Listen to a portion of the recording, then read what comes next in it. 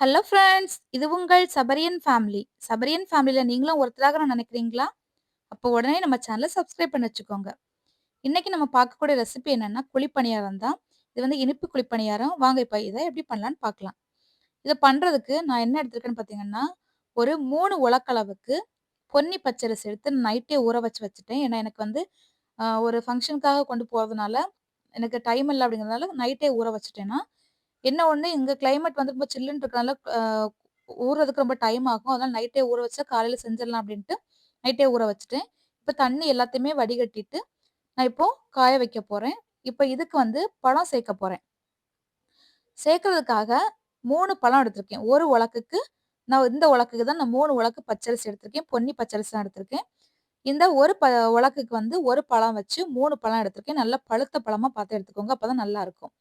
அடுத்து இதுக்கு வெல்லம் சேர்க்கணும் இல்லையா? வெல்லத்துக்கு வந்து அளவு என்னன்னா, இதுக்கு இந்த 2 லைன் இருக்கு பார்த்தீங்களா? இந்த அளவுக்கு. 1 கப் அத 1 கப்பு அந்த 1 உலக்குக்கு 3/4 கப் வெல்லம் எடுத்திருக்கேன். அப்ப 3 3/4 கப் எடுத்தா நம்ம கரெக்ட்டா இருக்கும். கரெக்ட்டான தித்திப்புல சூப்பரா இருக்கும். திகட்டாம இருக்கும் உங்களுக்கு சாப்பிடுறதுக்கு. இப்ப இது கூட வந்து ஒரு 150 எம்எல் அளவுக்கு தண்ணி சேர்த்துக்கிறேன். சேர்த்துட்டு, இப்ப இத வந்து அடுப்புல வச்சிரலாம். அடுப்புல வச்சு நல்லா வந்து வெல்லம் கரையணும். பாகுபதம் அந்த மாரி எதுவும் கிடையாது. நல்லா கரைஞ்சா மட்டும் போதும். வடிகட்டி எடுக்கணும் அவ்வளவுதான். இப்ப பாருங்க ஓரளவு கரைய ஆரம்பிச்சுருச்சு. ஒரு கொதி மட்டும் வரட்டும். வந்த உடனே ஆஃப் பண்ணிரலாம். இப்ப பாருங்க நம்ம கொதிக்க ஆரம்பிச்சுருச்சு. வெல்லமும் நல்லா கரைஞ்சிருச்சு. இப்ப இத வடிகட்டி எடுத்துரலாம்.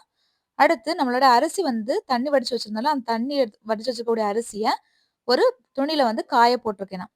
கையில ஒட்டாத அளவுக்கு அரிசி வரணும். நமக்கு அந்த அளவுக்கு இப்ப பார்த்தீங்கன்னா கொஞ்சம் ஈரம் இருக்கு. இன்னும் கொஞ்சம் இருக்கட்டும். ஒரு 10 நிமிஷம் கழிச்சு எடுக்கும்போது கரெக்ட்டா இருக்கும் நமக்கு. இப்ப பார்த்தீங்கன்னா, நமக்கு கரெக்ட்டா நல்லா வந்து காஞ்சிருச்சு. நான் இப்போ மிக்ஸி ஜார்ல கொஞ்சம் கொஞ்சமா போட்டு அரைச்சு எடுத்துக்கிறேன்.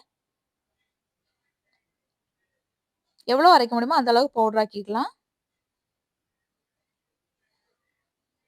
பாருங்க அரைச்சாச்சு நான் காமிக்கிறேன் பாருங்க. இந்த அளவுக்கு நல்லா பவுடர் அரைச்சிருக்கோம். சலிச்சு எடுக்கணும்னு அவசியம் கிடையாது. அப்படியே நம்ம சேர்த்துக்கலாம் அந்த குழிப்பணியாரத்துக்கு. இப்ப எல்லா மாவையும் அரைச்சு எடுத்தாச்சு. பாருங்க, இப்ப நம்ம ஊற வச்சிருந்த எல்லா அரிசி, அதாவது 3 உலக்கு அரிசி போட்டிருந்தோம்ல, இந்த 3 உலக்கு அரிசி நமக்கு இந்த அளவுக்கு மாவு அரைச்சதுக்கு அப்புறம் கிடைச்சிருக்கு. இப்ப இது ஓரமா இருக்கட்டும். நம்ம அடுத்தது பழம் எடுத்து வச்சிருக்கோம் இல்லையா? அந்த பழத்த வந்து மிக்ஸர்ல சேர்த்துக்கலாம். நல்ல பழுத்த பழமா, கொஞ்சம் புளிப்பு தன்மை உள்ள பழமா இருந்தா ரொம்ப டேஸ்ட்டா இருக்கும் குழிப்பணியாரத்துக்கு. பழத்த எல்லாமே போட்டாச்சு. போட்டுட்டு நம்ம வடிகட்டி வச்சிருக்கோம்ல சர்க்கரை, அதெல்லாம் இது அரையறதுக்கு தேவையான அளவுக்கு மட்டும் இதுல ஆட் பண்ணிக்கிறேன் இப்போ. ஆட் பண்ணிட்டு இது கூட வந்து 8 ஏலக்காய் சேர்த்துக்கிறேன் வாசனைக்காக. இப்ப இது எல்லாத்தையும் வந்து நல்லா அரைச்சுட்டு வந்துரலாம். பழத்த நம்ம என்னதான் அரைச்சாலும் சில டைம்ல வந்து கொஞ்சம் கொஞ்சமா துண்டு துண்டா கிடக்கும். அது ஒண்ணும் பிரச்சனை கிடையாது. அது குழிப்பணியாரம் சாப்பிடும்போது துண்டு துண்டா கிடக்காது. டேஸ்ட்டா தான் இருக்கும். இப்ப இத மாவு எடுத்து வச்சிருக்கோம் இல்லையா? அரைச்சு வச்சிருக்க மாவு கூட மொத்தமா ஆட் பண்ணிக்கலாம். பார்த்தீங்கன்னா தெரியும் நினைக்கிறேன். துண்டு துண்டா வந்து பழம் கிடக்குது. அது கிடக்கிறது நல்லா தான் இருக்கும் சாப்பிடுறதுக்கு. இப்ப இத வந்து எல்லாம் நல்லா ஒண்ணா மிக்ஸ் ஆகுற அளவுக்கு லம்ப்ஸ் எதுவுமே இல்லாம நல்லா வந்து கரைச்சு விட்டுக்கலாம். இப்ப பாருங்க இந்த அளவுக்கு கரைச்சாச்சு. இப்போ நமக்கு மீதி இருக்கக்கூடிய வெள்ள பாகையும் சேர்த்துக்கலாம்.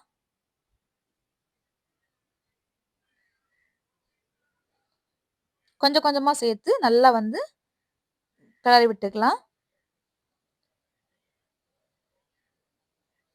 இப்ப பாருங்க இது நல்லா வந்து நம்ம கிளறியாச்சு.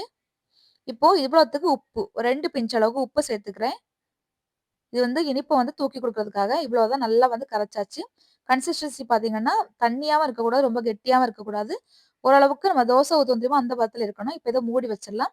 ஒரு 8 மணி நேரம் நல்லா ஊறட்டும். இப்ப பாருங்க 8 மணி நேரம் கழிச்சு நான் உங்களுக்கு காமிக்கிறேன். இப்போ மாவு பாருங்க இந்த மாரி தான் இருக்கு நமக்கு. இப்ப இது கூட நம்ம ஒரு பொருள் சேர்க்க போறோம். என்னன்னா, தேங்காவ வந்து குட்டி குட்டியா நறுக்கி நெய்யில வறுத்து சேர்க்க போறோம். நீங்க வந்து தேங்காவும் சேர்த்துக்கலாம், இல்ல முந்திரி, பாதாம் எது வேணாலும் சேர்த்துக்கலாம் நீங்க. நான் இப்போ தேங்கா தான் சேர்க்க போறேன். அந்த குழிப்பணியாரத்தோட தேங்காவ சேர்த்து சாப்பிடும்போது டேஸ்ட் ரொம்ப நல்லாருக்கும். நல்லா செவக்க அளவுக்கு நெய்யிலேயே வறுத்துக்கணும். வறுத்துட்டு, இந்த மாவு கூட நம்ம கடைசியா செய்ய போவோம் தெரியுமா? அந்த டைம்ல ஆட் பண்ணா போதும். ஆட் பண்ணியாச்சு. இப்ப இத வந்து நல்லா கலந்து விட்டுக்கலாம். கலந்து விட்டுட்டு நம்ம வந்து குழிப்பணியாரம் சுட ஆரம்பிச்சிட வேண்டியது தான். நான் வந்து ஏற்கனவே குழிப்பணியார சட்டிய வந்து அடுப்புல வச்சுட்டேன். இப்ப பாருங்க குழிப்பணி சட்டி நல்லா காஞ்சிருச்சு. இந்த நேரத்துல இதுக்கு தேவையான எல்லா எண்ணெயோ, நெய்யோ நான் வந்து எண்ணெய் தான் யூஸ் பண்ணியிருக்கேன் இன்னைக்கு. நீங்க எது வேணாலும் போட்டுக்கோங்க. ரொம்ப வந்து காஞ்சிற வேண்டாம். ஓரளவுக்கு வந்து இருந்தா போதும். இல்லன்னா வந்து கருகிடும். அடியில வந்து கரிஞ்சிரும் நமக்கு. நான் ஊத்தும்போது இந்த மாவு வந்து அது பொங்கி வரணும். அந்த அளவுக்கு வந்து சேர்த்துக்கோங்க மாவ. இருக்கட்டும். ஒரு 5 மினிட்ஸ் அப்படியே இருக்கட்டும். லோ டூ மீடியம் ஃப்ளேம்ல வச்சுக்கலாம். பாருங்க இப்படி வந்ததுக்கு அப்புறமா மாத்தி போட்டுக்கலாம். ஒரு கத்தி வச்சு மாத்துனீங்கன்னா கூட ஈஸியா மாத்திரலாம். நான் வந்து ஸ்பூன வச்சு மாத்த போய் மாத்தி, மாத்தி வந்து அங்க இங்கமா கொட்ட ஆரம்பிச்சுச்சு. ஒரு கத்தி வச்சு மாத்துனீங்கனாலே ஈஸியா வந்துரும். அதுக்கப்புறமா எல்லாமே கத்தி வச்சு தான் மாத்துனேன். ரொம்ப ஈஸியா இருந்துச்சு. லைட்டா ஒரு ஓரங்கள்ல இறக்கி விட்டுட்டு மாத்தி விட்டாலே போதும்.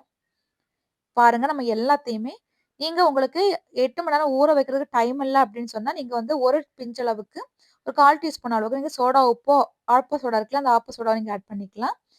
இல்ல உங்களுக்கு டைம் இருக்குன்னு சொன்னா, இவ்வளோ நேரம் வந்து எடுத்து நீங்க வந்து ஊற வச்சுக்கலாம். இவ்வளோ தான் நம்மளுடைய பணியாரம் சூப்பரா ரெடி ஆயிடுச்சு.